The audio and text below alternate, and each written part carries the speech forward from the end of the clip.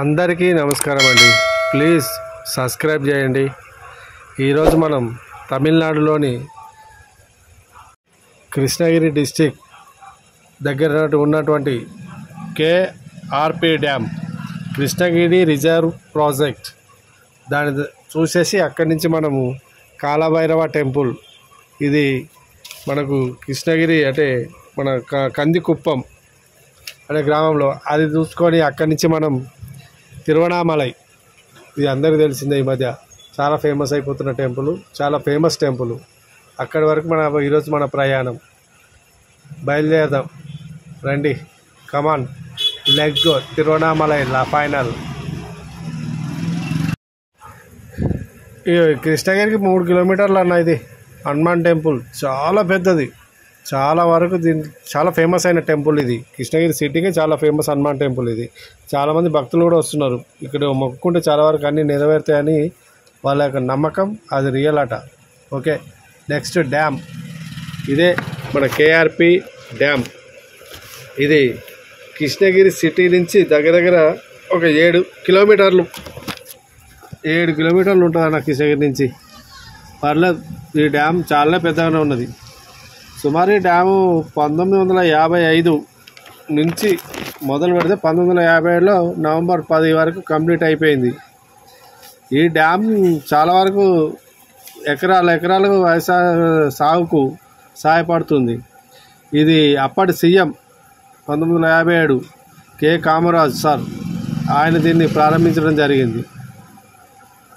ఈ డ్యామ్ గురించి చెప్పాలంటే ఇది మొత్తం 96 అడుగుల ఎత్తు వరకు ఉంటుంది డ్యామ్ సుమారు. ఇక పొడవు చూసుకుంటే మనకు 3250 అడుగులు దాదాపుగా. ప్రస్తుతానికైతే దాని నుంచి ఏం వాటర్ వదులుతలే అన్న, అంతా వాటర్ ఏం లేదు. ఆ చిన్న 2 కింది మాత్రం వదిలేసారు, అవే రన్నింగ్ అవుతుంది. ఇక చేపలు అంటవా బావు, చేపలు పట్టుంటే చాలామంది బిజీ అయిపోతుర్రు.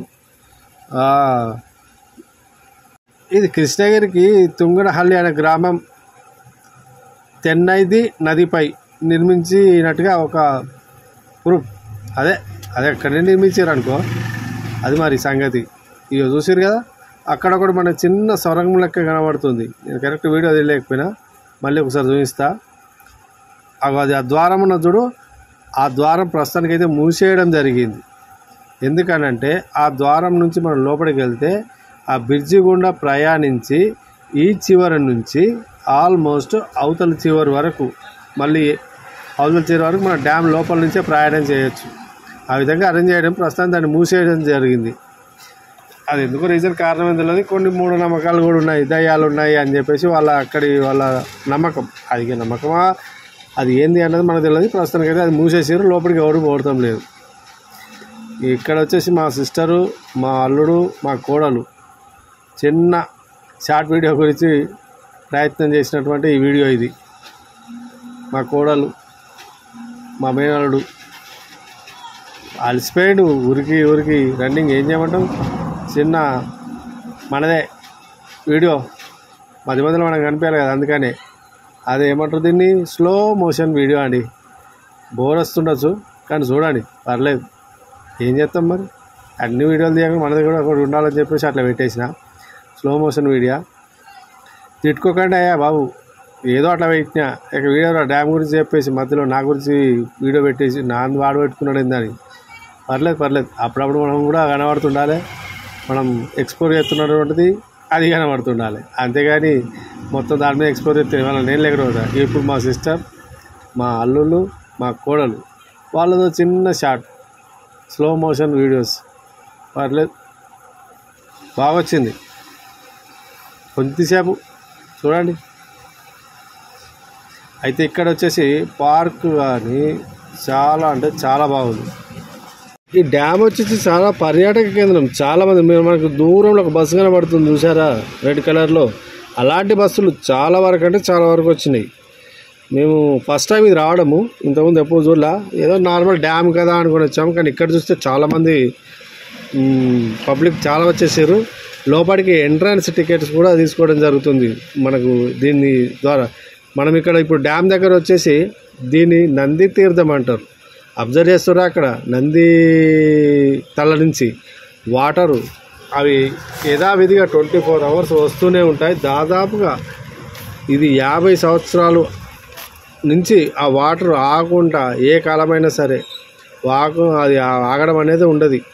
రెగ్యులర్గా అవి వాటర్ వస్తూనే ఉంటాయి. తర్వాత చూపిస్తాను మీకు. ఇప్పుడు మనం వచ్చేసి చూడండి, డ్యామ్ చుట్టూ ఆల్మోస్ట్ కొండలు ఉండేసాయి చుట్టూ, మధ్యలో డ్యామ్. ఈ డ్యామ్ నుంచి వెళ్తున్నటువంటి వాటర్ ఆల్మోస్ట్ కొన్ని వేల ఎకరాల వరకు వ్యవసాయ భూమికి సాగునీరుగా పోతుంది. వాటికి వల్ల డ్యామ్ వల్ల చాలా వరకు చాలా గ్రామాలకు బెనిఫిట్ జరుగుతుంది. మనకి ఈ వాటర్ ఇలా మళ్ళీ ఫిష్ చేపలు, ఈ డ్యామ్ ద్వారా చేపల బిజినెస్ చేసుకునే వాళ్ళకు కూడా చాలా వరకు వాళ్ళకు కూడా ఓ ఆధారం లెక్క అని చెప్పచ్చు. కొండలు మాత్రం చాలా పెద్దగా ఉన్నాయి. చూశారుగా డ్యామ్ లెవెల్కి కొండ లెవెల్కి మీకే అర్థమవుతుంది ఎంత ఎత్తులో ఉన్నాయని. ఇది వచ్చేసి చిన్న బ్రిడ్జి. ఇంతకుముందు చెప్పలేదా నంది తీర్థం, అదే వాటరు. ఈ నంది తీర్థం దగ్గర చాలామంది చేస్తారు స్నానాలు. దీని కింద స్నానాలు చేస్తే వాళ్ళ పాపాలు పోతాయని వాళ్ళ యొక్క నమ్మకం, ఇక్కడ తమిళనాడు ప్రజల యొక్క నమ్మకం. అందుకే ఇక్కడికి చాలామంది చూశారు కదా, వీళ్ళంతా స్నానాలు చేసి ఇక్కడ కొద్దిగా పిక్నిక్ లాగా మనము వంటలలో పోతే మనం చేసుకుంటాం కదా మన సైడ్, అదేవిధంగా ఫుల్ దావతు ఇదే గంగా 24 అవర్స్ ఆ వాటర్ రన్నింగ్ అయితేనే ఉంటాయి. అది ఎండేది లేదు, ఏం లేదు, వాటర్ తగ్గేదే లేదు. ఇక్కడి నుంచి మనం పోదాం షిప్ యార్డ్కి. ఇక అదే పడవ ప్రయాణం. ఇది కృష్ణగిరి నుంచి మనం ఇది దగ్గరలోనే ఉంటుంది బోటింగ్ పార్క్ అని. మేము వచ్చేసి సైక్లింగ్ బోట్ తీసుకున్నాం. నేను మా మేనల్లుడు, మా చెల్లవాళ్ళు, ఇంకో పెద్దల్లుడు వచ్చేసి మేనల్లుడు, వాళ్ళు ఇంకో బోట్ తీసుకున్నారు. ఇక యాక్చువల్గా చెప్పాలంటే దీంట్లో నాకు స్విమ్మింగ్ రాదు. ఫస్ట్ పాయింట్ అది మొట్టమొదటి ఎక్కినప్పుడు చూడాలి, గుండె బరువు అవుతుంది. కానీ బయటికి కనబడితే ఏం చేస్తాం, ఇజ్జత్ పోతుంది. అందుకే ధైర్యం ఉన్నట్టుగా నటించుకుంటూ మొత్తం మీద అయితే షిప్ ఎక్కేసి ట్రై చేస్తూ ఉన్న తోక్కడం. కొద్దిసేపు తర్వాత మాత్రం చాలా అంటే చాలా ఫ్రీ అయిపోయింది. భయం అనేది అసలు ఎక్కడికి వెళ్ళిపోయిందో కూడా మనకి ఐడియా లేకుండా పోయింది, అంత ఫ్రీ అయిపోయింది. షిప్ స్టార్టింగ్లో వాటర్ తొక్కాలన్నప్పుడు కూడా అది మూవ్ అవుతుంటే ఎట్లా అంటే కాళ్ళు కింద దొరుకుతున్నాయి. ఫేస్లో కెమెరా పట్టుకొని ఉన్నది, చేతిలో కెమెరా ఉన్నది, ఫేస్లో వేరే ఫీలింగ్ ఉన్నది. కానీ కింద కాళ్ళు మాత్రం అడుగు పడుతున్నాయి. అవి అట్లుంటుంది మరి స్టార్టింగ్ వాటర్. ఈ తర్వాత మనం నదిలోకి పోయి కొట్టుకుంటే ఏం నడుపుతాడు ఆ పడవని. సెక్యూరిటీ ఒకటి మనకైతే అది ఖచ్చితంగా ఏమంటారు దాన్ని, నాకు అంత పేరు ఐడియా లేదు. మనం సేఫ్ గురించి ఇచ్చినటువంటి కోటు అది నేను వేసుకున్నాను. దాన్ని ఏమంటారో నాకైతే తెలియదు. ప్లీజ్ మీరు తెలిస్తే మాత్రం కామెంట్లో పెట్టండి. ఎందుకంటే మనకు అంత వాటర్ గురించి ముందు వాటర్ అంటే భయం మనకి. మనం ఎప్పుడు ఎక్కలే, ఇదే ఫస్ట్ టైము ఎక్కడం కానీ పోవడం కానీ మా మేనల్లుళ్ళు పోదామని చెప్పేసి పట్టుబట్టిరు.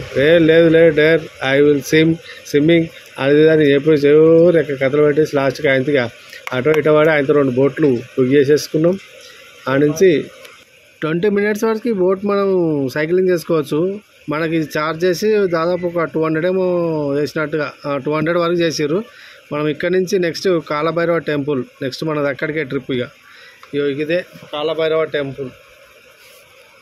ఈ ఆలయం కృష్ణగిరికి దాదాపుగా 10-15 కిలోమీటర్ల లోపు, మన చిత్తూరు జిల్లా కుప్పం నుంచి ఒక 20 కిలోమీటర్లు, మన ఆంధ్ర అక్కడి నుంచి ఒక 20 కిలోమీటర్స్లో ఉంటుంది.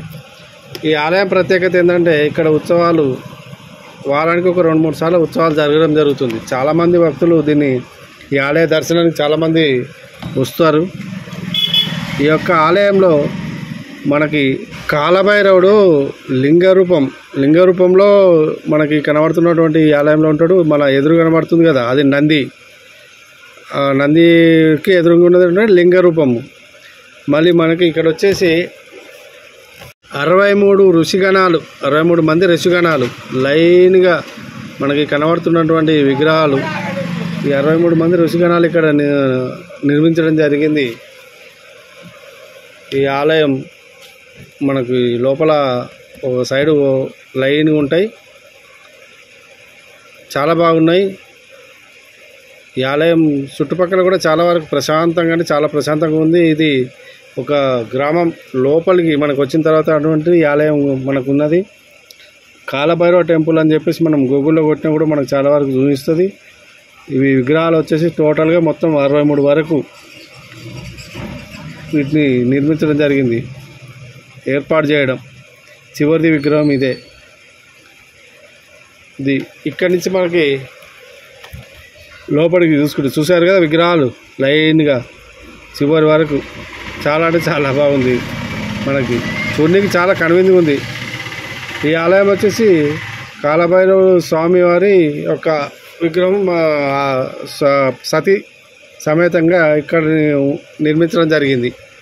ఇదే మెయిన్ గుడి కాలభైరవుని యొక్క ఆలయం లోపల.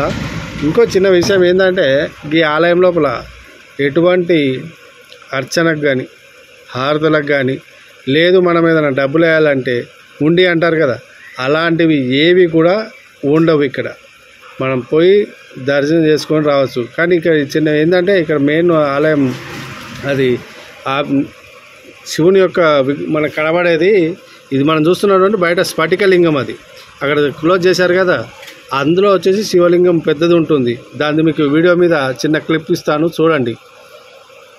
ఇది శివ పార్వతుల అది. ఇప్పుడు నేను లోపల ఏదైతే డోర్ క్లోజ్ ఉందో ఆ లోపల ఎలా ఉంటుంది అన్నది చిన్న క్లిప్ మీకు మీద ఆ ఫోటో వేస్తాను. ఇదే నేను స్ఫటికలింగం. ఇది దానికి ఒక శివలింగానికి ముందున్నటువంటి భాగము.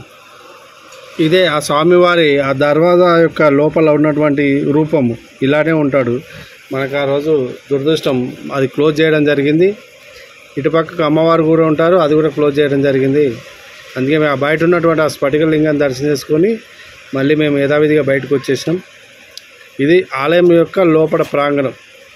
చాలా అంటే చాలా ప్రశాంతంగా ఉంది. చాలా వరకు వాళ్ళు కూర్చొని ధ్యానం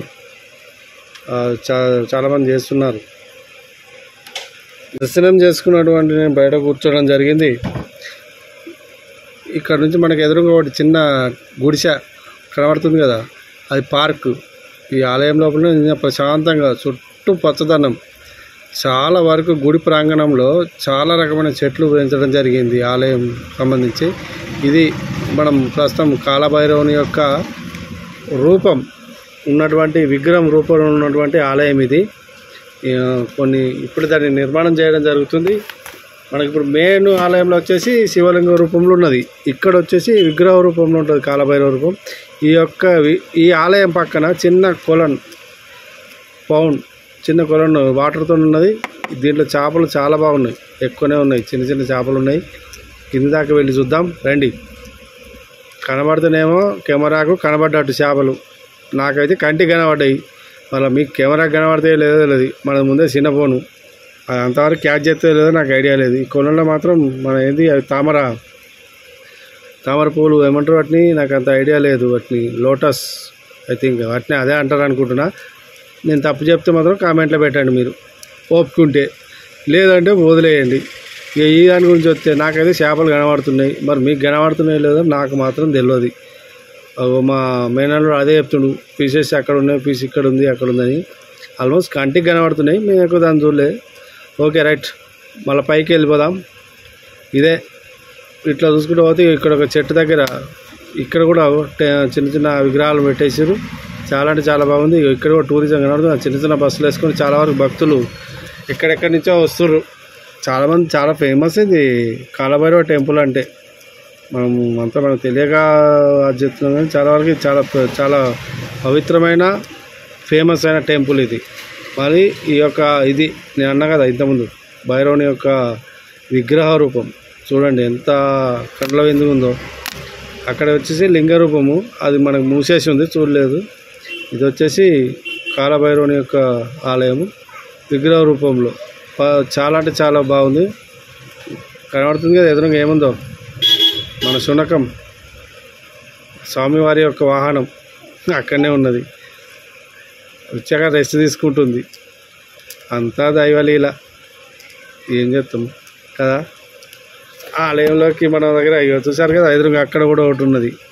అంతే ఇక స్వామివారి వాహనాలు. ఇక నేను అన్నాను కదా స్వామివారి వాహనం యొక్క అదే శునకం. మనం ఇక ఇది నెక్స్ట్ ఇక్కడి నుంచి మనం తిరువణామలై ప్రయాణం. మనం కృష్ణగిరి నుంచి ఇది అయిపోయిన తర్వాత ఒగ్నికల్ చూసుకున్నాము. మేము అక్కడి నుంచి కార్లో మళ్ళీ తిరువణామలై ప్రయాణం కట్టాం. ఇక నైట్ పడుకుని తెల్లారి, ఇది నెక్స్ట్ డే, ఆ రోజు కాదండి, మనం కాలభైరవ టెంపుల్లో దర్శనం అయిన రోజుకి అప్పటి వరకు ఈవినింగ్ అయిపోయింది. ఇక నైట్ అక్కడ మేము రెస్ట్ తీసుకున్న తర్వాత మళ్ళీ మా సిస్టరు, మా మేనల్లులు, మా కోడలు తిరువణామలై ఆటో రీచ్ అయినాం. అక్కడి నుంచి రీచ్ అయ్యి ఇక మేము ఇక కాలినడకనే ఆ టెంపుల్ దగ్గరికి కారు ఇక్కడెక్కడ పార్క్ చేయాలని ఆలోచిస్తే ఒక జాగా దొరికింది. వెనక మనకు బోటింగ్ కనబడుతుంది కదా ఒకటి, అక్కడ మన కార్ పార్క్ చేసుకున్నా. ఇది మనం ఆలయం ఎదురుగా కనబడుతుంది కదా గోపురం, అది ఈ యొక్క తిరువణామలై యొక్క ఆలయానికి 4 గోపురాలు ఉంటాయి. మనం ఇప్పుడు సౌత్ దిక్కున పోతున్నాం అనుకున్నాం, సౌత్ నుంచి పోతున్నాం లోపలికి. అది ఎంట్రన్స్. ముందట మా స్వామి నంది గారు మనకు ఎదురు వచ్చి శుభం పలికిండు మనం పోతుంటే, కనబడ్డది కదా ఇప్పుడు నంది. అట్లుంటుంది మరి మన ప్రయాణం లోపలికి. అది సంగతి. ఇక లోపల నడుస్తూ ఉన్నాం, కానీ కింద ఏమైతే దొరికినా కాలు కాలుతున్నాయి. ఆ విషయం మాకు తెలుసు. ఆడ సుర్రు పడ్డది మిట్ట మధ్యాహ్నం 11:30 అట్లా అయింది. మేము పోయేవారికి ఎండ అంటే విపరీతమైన ఎండ, ఆ కాలు కాలుతున్నాయి. మా కొడుకు వాళ్ళు సాక్సులు తీసుకున్నారు, వాళ్ళు వేసుకున్నారు. ఇక మేము అటో ఇటోడి లోపలికి వచ్చినాము, లైన్లో నిలబడ్డాం. ఏది ఆలయానికి, ఈ ఆలయం లోపల ఉన్నటువంటి గుండం ఇది. తిరువణామలై ఆలయం లోపల ఉన్నటువంటి టైంలో గోపురం, అక్కడ ఒక గోపురం, అక్కడ గోపురం మీకు కనబడుతుందో లేదో నాకు తెలియదు, కానీ అక్కడ కొండ దగ్గర ఒకటి. ఇంకో విషయం ఏంటంటే, తిరువణామలై వచ్చిన వాళ్ళు ఖచ్చితంగా గిరి ప్రదక్షిణ చేయండి. గట్లా చేస్తేనే మనకి ఏదైనా పుణ్యం ఉంటుంది. లేదు అనుకోకుండా మనం ఏదో సడన్గా పోయినాము అంటే దర్శనం చేసుకొని వచ్చినాము అనుకోండి, సరే అది ఇక ఏదో కారణంగానే అయిపోయింది అనుకుని వెళ్ళండి. కానీ మరి ఒకసారి ఖచ్చితంగా టైం తీసుకొని గిరి ప్రదక్షిణకు టైం కేటాయించుకొని ఆ యొక్క తిరువణామలై దర్శనానికి వెళ్ళండి. ఎందుకంటే ఇది నా లైఫ్లో జరిగింది కాబట్టి మీకు చెప్తున్నా నేను. ఎందుకంటే పోయినాము గిరి ప్రదక్షిణ, మాకు అంతగా టైం లేకుండే, మొత్తం మధ్యాహ్నం కాబట్టి కాళ్ళు కాలుతున్నాయి. కాబట్టి అంత టైంలో మనమే ఆ యొక్క గిరి ప్రదక్షిణ చుట్టూ ఆల్మోస్ట్ 14 కిలోమీటర్స్, అంటే దాదాపుగా మనం అది 8 కిలోమీటర్స్ అవుతాయా 9 అవర్స్ అవుతాయి, 8 అవర్స్ అవుతాయా 9 అవర్స్ అవుతుంది చెప్పరాదు. కాబట్టి నాకు అంత టైం లేకుండే మాకు. సరే నెక్స్ట్ టైం మళ్ళీ వచ్చినప్పుడు మరి ఉంటే ఖచ్చితంగా అప్పుడు గిరి ప్రదక్షిణ చేద్దాంలే అనుకొని మేము ఆలయంలోకి ఫస్ట్ దర్శనం అయితే చేసుకుందాం. వీలైతే దర్శనం అయిన తర్వాత టైం అప్పటి వరకు మాకు ఉంటే గిరి ప్రదక్షిణ చేద్దామని మేము అనుకున్నాం అని చెప్పేసి ఈ లైన్లో మేము దర్శనానికి లైన్ కట్టడం జరిగింది. దీంట్లో లైన్ కట్టిన తర్వాత ఏం జరిగింది ఎరికైనా, ఆల్మోస్ట్ వెనక ఒక ఆయన ఒప్పుకుంటుండు చూసిరా ఉడకపోతకు, అది పరిస్థితి. పోను లోపలికి పోతుంటే మాకు శ్వాస ఆడలేదు. తిరిగి మళ్ళీ బయటకు వచ్చేసి మేము ఇంకో అమౌంట్ పే చేసేసుకొని వేరే లైన్లో అటు లోపలికి వెళ్ళిపోయినాం. కానీ విపరీతమైన హీటు, తిరువణామలై ఆలయం లోపల విపరీతమైన హీట్ ఉంది. కారణం గిరి తెలిసిందేనా, శివుని యొక్క వేడి తాపం మనకు ఆల్మోస్ట్ ఇక్కడ కనబడుతుంది. అంతటి హీట్తో ఉంటుంది మనకి ఇక్కడ. ఏ ఆలయం లోపల కూల్గా ఉంటుంది, కానీ ఇక్కడ మాత్రం చాలా హీటు. అటో ఇటో వాడి మేము ఆలయం యొక్క దర్శనం చేసుకున్నాం. మొత్తం మీద అయితే చేసేసుకొని ఆ యొక్క శివుని దర్శనం చేసుకొని అక్కడి నుంచి బయటకు వస్తే అమ్మవారి దర్శనం. ఇదే మనం శివుని దర్శనం చేసుకొని అదే లైన్లో మనం బయటకు వచ్చేస్తే అమ్మవారి దర్శనానికి ఇక్కడికి వెళ్ళాలి. ఇప్పుడు అమ్మవారి దర్శనానికి అని చెప్పేసి మళ్ళీ ఒక లైన్లోకి వెళ్తున్నాం. దీనికి అంత రష్ ఏం లేదు, చాలా తక్కువనే ఉన్నది. అయ్యవారి దర్శనానికి విపరీతమైన మంది ఉన్నారు చాలా వరకు. ఇది అమ్మవారి దర్శనానికి వెళ్తున్నాము ఇప్పుడు మేము. చూడండి ఇక్కడ కూడా ఆల్మోస్ట్ పబ్లిక్ ఉన్నారు, అంతగా లేరు. కానీ దానికి మొత్తం మాతో కాలేదు. ఎంత అంటే అంత, ఇక ఎంత రిస్క్ అంటే అంత రిస్క్ అయిపోయింది మాకు. ఆల్మోస్ట్ ఇప్పుడు గుడి చుట్టూ తిరిగితే గిరి ప్రదక్షిణ అంటాం చూడు, కొండ చుట్టూ తిరిగినంత పరిస్థితికి వచ్చింది.